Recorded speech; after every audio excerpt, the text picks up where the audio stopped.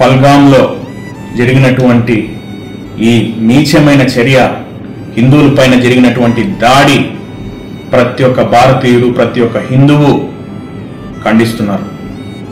ఇదేనా మీకు నేర్పించింది? మీ మతంలో ఇవే నేర్పించారా? హిందువులని ఎతికి మరీ ఇలా చంపమని చెప్పి, అమాయకుల్ని చంపమని చెప్పించారా మీకు? ఎంత దారుణం ఇది! వాళ్ళు ఏం చేశారు? అమాయకులు వాళ్ళు ఏ పాపం చేశారు?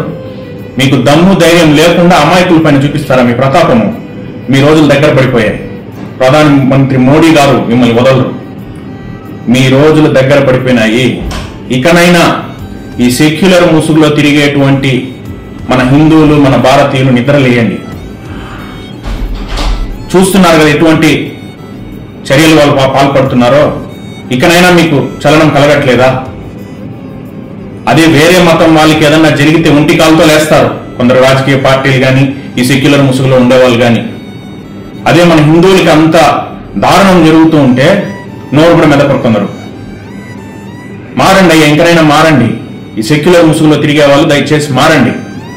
హిందువులందరూ ముక్త కంఠంతో ఈరోజు దేశ ప్రధాని కోరుకుంటున్నాడు, వీరిపైన ఉక్కుపాదం మోపాలి. ఆ తీవ్రవాద సంస్థలపై ఉక్కుపాదం మోపి భారతదేశంలో కన్నెత్తి చూడాలంటే కూడా భయపడే విధంగా చర్యలు తీసుకోవాలని చెప్పి హిందువులందరం మేము కోరుకుంటున్నాము.